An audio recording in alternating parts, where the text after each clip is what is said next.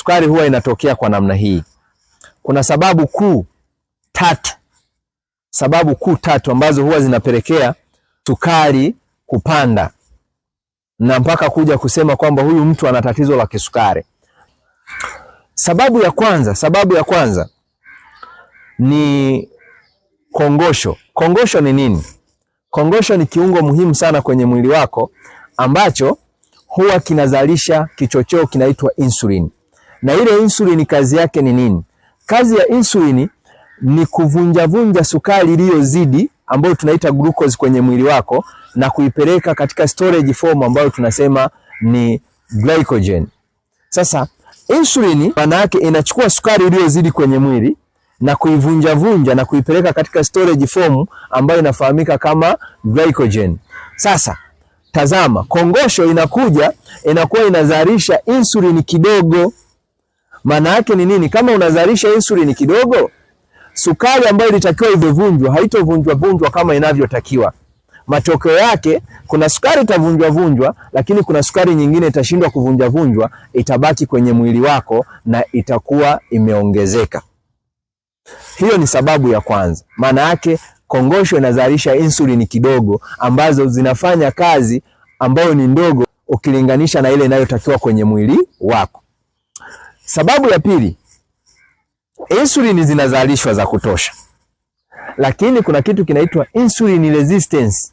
Maana yake mwili unakuwa umetengeneza ukinzani ili insulin zisiweze kufanya kazi yake inavyotakiwa. Kazi gani? Hiyo ambayo nimesema ya kuvunja glucose na kupeleka katika storage form ambayo ni glycogen. Kwa hiyo kama kuna ukinzani, it means kwamba sukari itaendelea kuzidi kwenye mwili kwa sababu haivunjwi, haichukuliwi kwenye glucose kupelekwa kwenye glycogen ambayo ni storage form ya kuhifadhi ile sukari. Sababu ya tatu na ya mwisho ni pale ambapo kongosho inashindwa kuzalisha insulin kabisa. Yaani hakuna insulin hata kidogo inayozalishwa.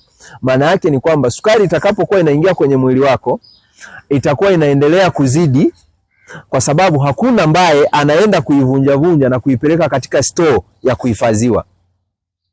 Mwisho wa siku unajikuta sasa sukari inazidi. Sasa angalia, kwa nini wewe ambao una sukari unasema kwamba utatumia dawa zote siku zote, unatumia dawa maisha yako yote? Ni kwa sababu dawa zilizopo nyingi haziendi kufanya haya yafuatayo. Unapewa dawa ambayo haiwezi kusaidia kongosho kuzalisha insulin. Unapewa dawa ambayo haiwezeshi insulin zilizopo ili zifanye kazi yake, maana yake kuondoa ile insulin resistance. Unapewa dawa ambayo haina uwezo wa kustimulate kongosho ili kufufuka na kuzalisha insulin za kutosha.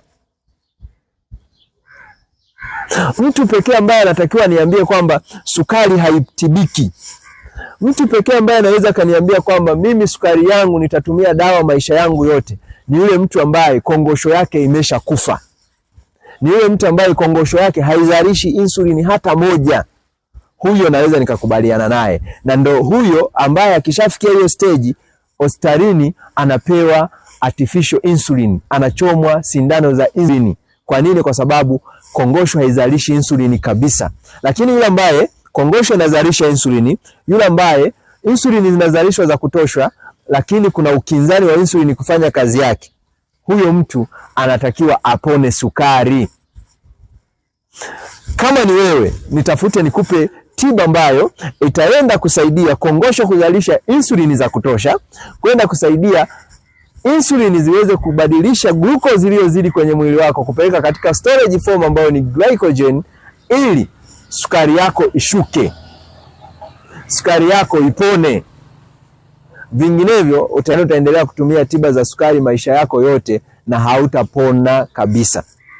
Tiba sahihi ipo. Nitafute kupitia namba yangu unayoiona hapo, nipigie au nitafute WhatsApp, nitakusaidia na utapona. Hiyo ndio njia pekee ya kukusaidia kumaliza sukari yako. Achana na madhara ya sukari. Sijazungumzia leo, nitazungumzia tu, lakini achana na mambo mengine ambayo yanatokea, ila jua kabisa sukari inapona.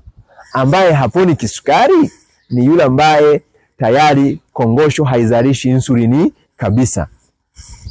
Huyo tu ndo ambaye hawezi kupona kisukari. Lakini tiba ambayo ninaweza nikampatia ni tiba ya kusaidia asije akapata madhara ya sukari, kinga kushuka, sijui kuumwa mara kwa mara, vidonda visivyopona, kuishiwa nguvu za kiume, sijui UTI za mara kwa mara kwa wanawake, kupata pressure, kupata matatizo ya moyo. Hivyo ndio vitu ambavyo naenda kumsaidia visije vikamtokea. Lakini kwa wewe ambaye hauna hiyo, sukari yako inapona. Naitwa Dr. Nelson Tanzania. Nipo kwa ajili ya kukupa elimu, kwa ajili ya kukupa matibabu pamoja na ushauri kwa matatizo yasiyo ya kuambukiza.